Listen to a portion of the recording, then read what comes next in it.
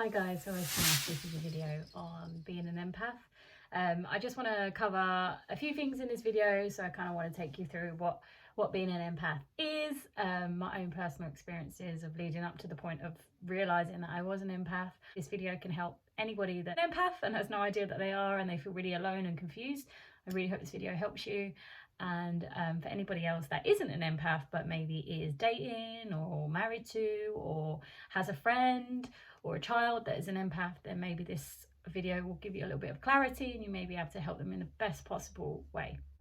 What is an empath? An empath is a person that literally has a highly sensitive neurological system. So basically meaning that they feel things 10 times more than the average person. So an empath can be in a room filled with loads of different people and pick up on the energies of each individual in that room.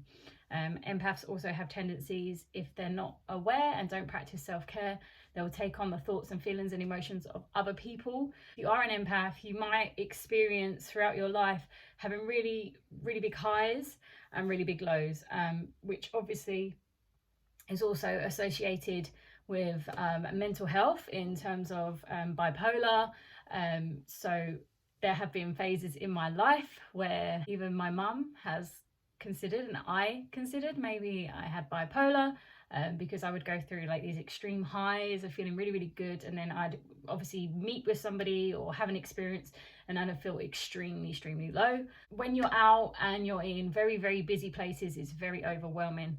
Empaths are very sensitive to noise, energy and people, so you'll often maybe be described as a loner, which is quite funny because the other day one of my friends texted me saying, I know you're a loner, but I'm here if you need me. And yeah, it's just crazy how your friends start to figure you out. Don't like to interact too much with people. Sometimes that comes out of fear of picking up people's emotions and feelings, but also I guess it's a self-care exercise that I'm kind of learning to deal with being an empath. There are so many different types of empaths. In general speaking, empaths are very intuitive. A lot of people talk about gut feelings, like, oh, I have a gut feeling.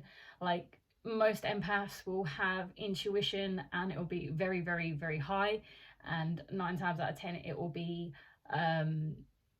really spot on. Like, their intuition is really spot on. They'll meet somebody instantly and they'll kind of know whether something's off. I've experienced this once before. This was before I way knew I was an empath.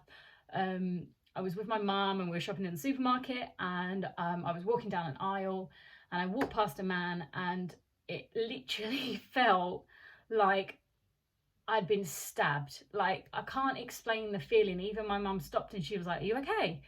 And I was like, oh, and I had to breathe. It felt like, I couldn't even explain it. It felt like a whole house had fallen on me. It was just such an overwhelming feeling, and I just knew that that person that I walked past has done a really bad thing. And at the time, it was just a really weird experience for me. I just kind of didn't know what to do. It just overtook my body. And I know a lot of people really, really find this all a bit crazy, and I know it is a bit crazy for some people. But when you start reading up on it, and I've finally found people that are empaths, and they literally, when they talk, I'm like, oh my god, that's me too. So yeah, that's probably one time that I really, really remember that real bang in my whole body from a complete stranger, and it just, the bang just said, like, I just said to my mum, that person's a really bad person. It just took over my body. It's like I had to get out and clear my energy. Another big sign of kind of being an empath is you attract narcissists. You attract people that kind of need help, and as an empath you feel compelled. You feel that's your calling and you want to help people, so you end up getting, you might find yourself, if you find yourself saying to your friends, why do I always end up in relationships like this? Why do I attract these people? If you find yourself saying that a lot, you may be just dating douchebags. But if you are an empath, it would be because you are attracted to people that are, say, damaged or need help or at some form need healing. And unfortunately, narcissists are attracted to empaths. When you spend time with an empath, it will feel like, I've had this told to me so many times before, they will make you feel like you're unstoppable. they'll make you feel like, I've had someone say to me, Sam, whenever I spend time with you, I feel so positive. I feel like I can just take on the world. And this hasn't just been one person. I get told this a lot. And I used to think, oh, maybe it's just me. But after reading up on empaths, it's kind of like a generic thing with empaths. I've also been told like talking to you is like talking to God. Because we're very good with energy. It's not that we're perfect and we've got all the answers, but we're very good at energy. We're very good at reading people. We're very good at making people feel comfortable, and we can kind of like transfer that energy onto people, which is why narcissists are particularly attracted to empaths, because they can take and ends up in a really bad way. Another sign that you may be an empath, for me, is if you do end up in any form of toxic relationships. I've had my fair share. Screaming and shouting is just really, really, really overwhelming. In two of my previous relationships, I've had a moment where I tend to attract people with really bad tempers, and they've really, really lost their temper. And I just remember just my whole body hurting when they were screaming at me. My whole body hurting, and I just sobbed. I just cried, and I just begged them to stop. I never knew at the time. I just figured I didn't like that energy, and I just, but I just remember crying, and this happened twice with two different people, and I just remember crying and begging, please stop. So yeah, as an empath, screaming, shouting, hostile environments are just a big no. They're just a big no. You feel like someone's taken over your whole body. You feel tired and you feel drained. My experience from arguing, shouting, screaming is just a big no-no. I'm very highly sensitive, especially in supermarkets, busy shopping malls. They're my areas that I really, really feel overwhelmed. I recommend this book to anybody. It's called The Empath Survival Guide. It's the book that I read and I was like, oh, I'm definitely an empath. You're also more likely to be an empath if you have an alcoholic parent, which is, I don't know why, but apparently that's a thing. And obviously I do. That's, if you watch my video why I have gone sober, that will become clear to you. But yeah, it's strange, it's a thing. Empaths that I have met have also had an alcoholic parent, which is really interesting. Empaths also will find that they have an underlying health condition of some sort in their life that is a mystery to doctors. So I had this from the age of 18. I kept getting bladder infections. A generic problem with empaths is you will have some sort of underlying health issue that doctors cannot suss. They have no idea what's going on. They've run hundreds of tests, which is exactly what happened to me. I kept feeling like I had water infections and problems with my bladder. They kept running tests upon tests upon tests. I was in and out of hospital when I was 18, trying to find out what was wrong with me. Gosh, I went through so many different medications and things, and no one figured out. So what we tend to do as empaths is internalize pain.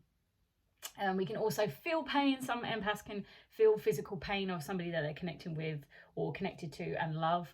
I had this experience when my mum had breast cancer.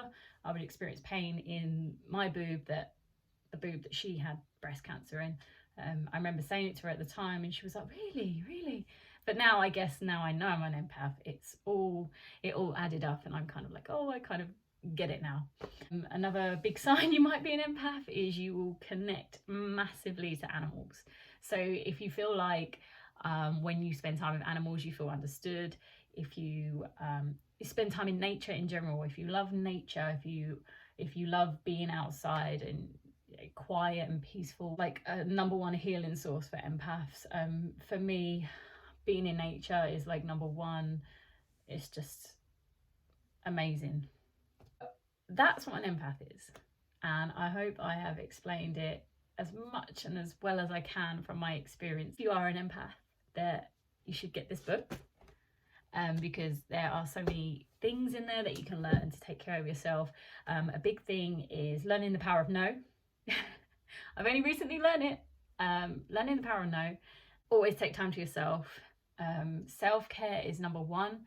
Sleep is a massive thing for empaths. Sometimes when I'm feeling like of a really, really, really low vibration, I'll just sleep because it works. It just tops me up. Take baths, be out in nature, try and center yourself. If you're into crystals, use crystals. I have a whole shelf right behind me of crystals that I use. A lot of empaths find Epsom bath salts are a really, really good way of healing for them. And another thing that empaths will find is that they're very sensitive to food. So you may find that caffeine affects you adversely. I gave up caffeine a couple of years ago with no idea that that was linked to being an empath, because caffeine would make me feel very anxious. It would just kind of make me feel like really like tense. And also alcohol. As an empath, you will potentially use substances to suppress your highly sensitive traits. So yeah, I didn't know any of this before I decided to step away from drinking alcohol and drinking caffeine. Yeah, food as well, you'll find that you will maybe like plunge for a sugar rush when you're feeling low. So it's really important as an empath to kind of like plan your meals, or at least make sure you've got some food if you're like stressed out and running around. But yeah, I just wanted to touch on briefly the area of food and obviously caffeine and alcohol, because they're two things that I cut out before knowing that I was an empath, and they have massively helped.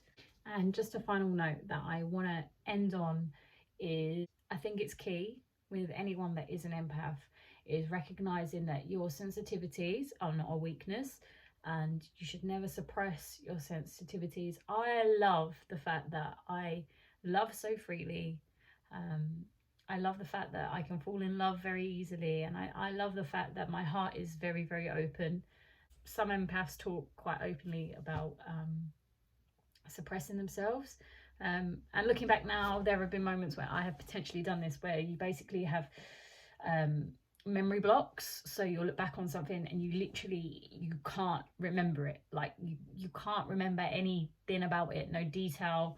And that would be when you have suppressed yourself. But for me, I'm learning to manage my sensitivities. I'm learning what works for me, what doesn't work for me, and I'm learning how to take care of myself. Self-care is the biggest thing with an empath. Also recognizing when the feelings that you're feeling are not your own. They're somebody else's.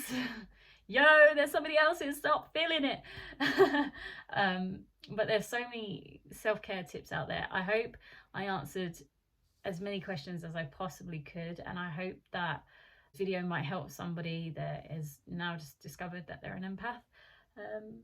So yeah, and if you know an empath, support them. We're very rare rare people. We're highly sensitive, we feel everything, and we just need sometimes help grounding, getting back down to our center. And yeah, so thanks for watching, guys. I really hope this video was helpful, and I hope if you're an empath, you're on the journey of learning how to manage your sensitivities and how to embrace them. And if you know an empath, I hope I've given you some insight into how to support them best, and how to understand them, because we all want to be understood.